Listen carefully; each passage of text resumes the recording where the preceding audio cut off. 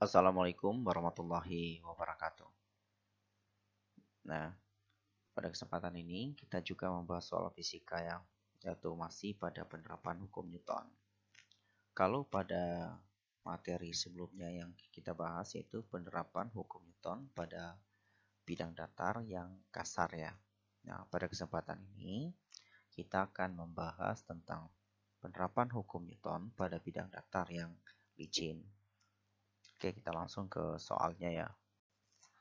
Sebuah balok dengan massa 4 kg berada pada bidang datar licin. Percepatan gravitasi bumi 10 meter per sekon kuadrat.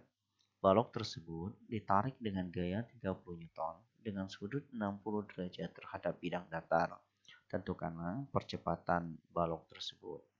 Nah, ini dia ya pada gambar ini. Terlihat bahwa ada sebuah balok berada pada bidang datar yang licin, kemudian ditarik dengan gaya 30 Newton dengan membentuk sudut 60 derajat terhadap bidang. Oke, kita langsung ke langkah yang pertama ya, yaitu menentukan komponen yang diketahui pada soal dan menggambar gaya pada sistem. Oke, untuk komponen variabel yang diketahui pada soal ya, ada massa benda dilambangkan dengan M kecil, yaitu sama dengan 4 kg. Gaya yang menarik dilambangkan dengan F besar sama dengan 30 Newton. Percepatan gravitasi bumi dilambangkan dengan G kecil sama dengan 10 meter per sekon kuadrat. Tetanya itu yaitu sudut yang dibentuk oleh gaya menarik yaitu sebesar 60 derajat. Yang ditentukan adalah percepatan benda ya, atau dilambangkan dengan A. Selanjutnya kita menggambar gaya yang bekerja pada sistem ya. Nah, untuk langkah pertama, jangan lupa gambarlah arah pergerakan benda ya. Karena benda yang ditarik ke kanan, tentu benda ini akan bergerak ke kanan. Maka kita gambarkan arahnya berupa garis dengan tanda panah yang mengarah ke kanan. Untuk selanjutnya, kita gambarkan gaya berat ya. Gaya berat itu selalu mengarah ke pusat bumi ya. Dan untuk gaya berat itu besarnya adalah massa dikali percepatan gravitasi, yaitu 4 dikali 10 sama dengan 40 Newton.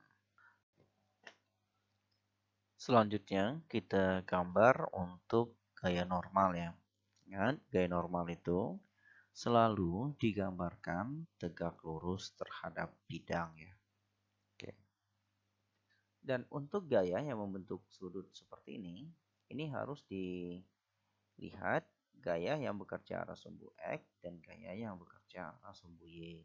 Nah, sekarang kita lihat dulu yang bekerja arah sumbu X ya, yaitu Fx sama dengan 30 dikali cos 60. 30-nya dari sini ya, sedangkan untuk 60-nya itu adalah sudut yang dibentuk. Sedangkan untuk gaya yang bekerja arah sumbu Y, yaitu Fy sama dengan 30 sin 60 ya. Selesai untuk langkah yang pertama ya, kita masuk ke langkah yang kedua. Langkah kedua yaitu menentukan gaya yang bekerja pada sistem yang mempengaruhi percepatan benda. Dan ingat, panduan kita tetap gambarnya dan variabel-variabel yang telah diketahui. Ingat, karena gaya gesekan tidak ada, kita hanya cukup melihat gaya yang bekerja pada sumbu X saja atau gaya yang garisnya horizontal. Jadi tidak perlu melihat gaya yang pada sumbu Y ya.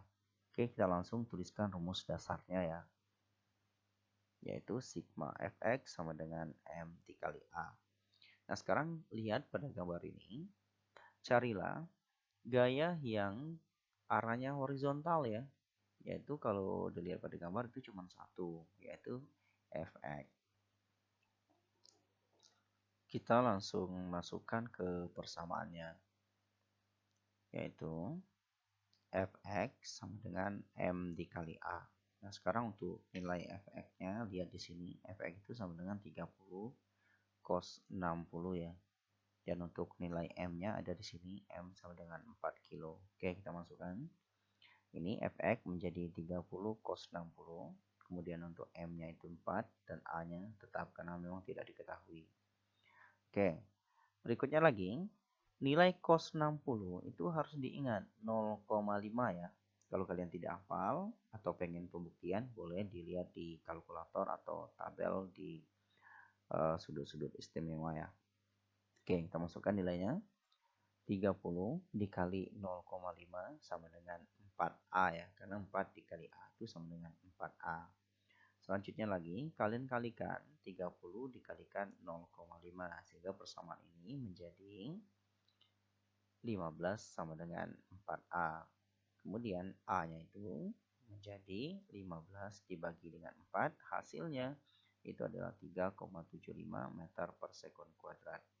Oke, demikianlah pembahasan kita kali ini. Sekian dan wassalamualaikum warahmatullahi wabarakatuh.